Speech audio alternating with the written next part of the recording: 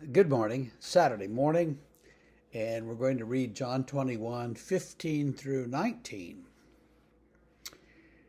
When they'd finished breakfast, Jesus said to Simon Peter, "Simon, son of John, do you love me more than these?" He said to him, "Yes, Lord, you know that I love you." And he said to him, "Feed my lambs." He said to him a second time, "Simon, son of John, do you love me?" And he said to him, "Yes, Lord, you know that I love you." And he said to him, "Tend my sheep." And he said to him the third time, "Simon, son of John, do you love me?" And Peter was grieved because he said to him the third time, "Do you love me?" And he said to him, "Lord, you know everything. You know that I love you." And Jesus said to him, "Feed my sheep. Truly, truly, I say to you, when you were young, you used to dress yourself and walk wherever you wanted. But when you are old, you will stretch out your hands, and another will dress you and carry you where you do not want to go." This he said to show by what kind of death he was to glorify God. And after saying this, he said to him, "Follow me." Now, there's an old story, and I don't know how prevalent this actually is, but I was told one time, well, Jesus asked 3 times because he used the 3 different Greek words for love in each question. So you see, Simon answered, in 3 different ways. Well, that makes a great sermon, except for the fact that there's 5 or 6 Greek words for love, and there are only 2 of them used in this passage. So, it falls apart with a quick look at the Greek. Even if you don't read Greek, you can look at the letter. Well, anyway, that's not accurate. But what Jesus is doing is giving Peter a chance to say that he loves Jesus and affirm Jesus for each time that he denied Jesus the night of the crucifixion. So this would have been a few days before. It's still fresh in Peter's mind. And he's getting to deny that denial and affirm that he loves Jesus. And so 3 times Jesus says, "Do you love me?" And 3 times Peter says, "Yes, I do. Yes, I do." And so those denials are then erased, I guess you could say. The little cryptic part at the end about how they'll carry him to a place he does not want to go.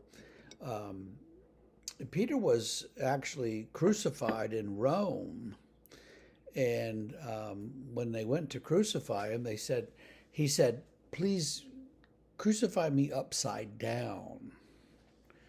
And the Romans didn't care. They said, "All right, flip over." They crucify him upside down because Peter says, "I'm not worthy to die the same way that Jesus died."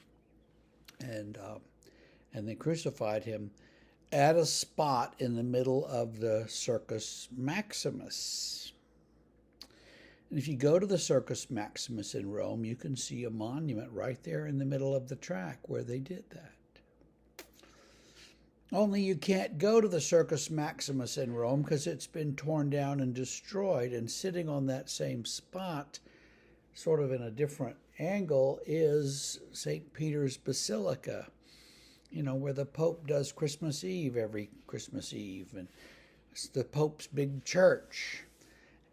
And where the altar is, that big, huge, square, beautiful altar, if you go in the basement and dig down deep enough to the level of where the Circus Maximus was, you find the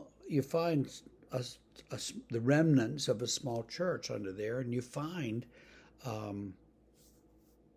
the spot right under the altar is the spot where this would have happened, where he was crucified, and the spot. There's also, they found some bones in a grave under there. Are those Peter's? Well, there's no way to know, but it would be likely that would be where they would put Peter's bones. But again, who would know? Some things we can remember from the early church, and some things we simply have to um, um, just guess, I guess, And so, are those Peter's bones? They could be Peter's bones, but now, well, you're saying, well, wait a minute, that's all Roman Catholic mythology. Well, no, it's kind of historical. I mean, that's why things were built where they were built.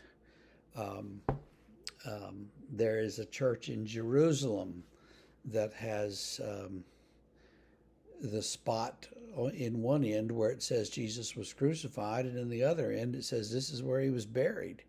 Um, a lot of people go out to the garden tomb, which is out in a garden, and it's more like what the tomb might have looked like, and they say, well, that's where he was really buried because that looks like what we imagine it should look like. Well,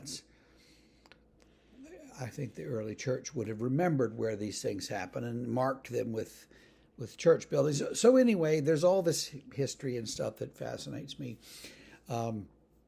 What I think we should remember here is that Peter, and Peter does deny Jesus pretty vigorously the night of his trial.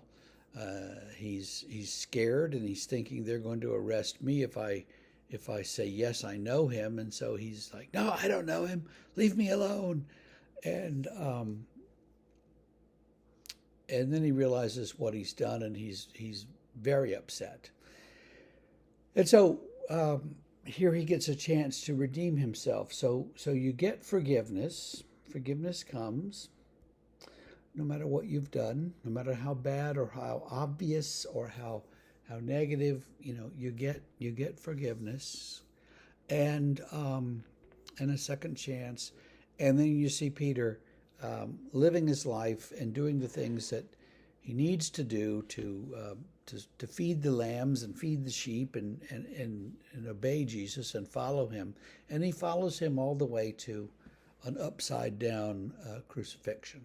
So I hope that you don't get crucified upside down, but we can still take the lesson and the example from that. So let's do that. Have a great day, and we will see you again on Monday.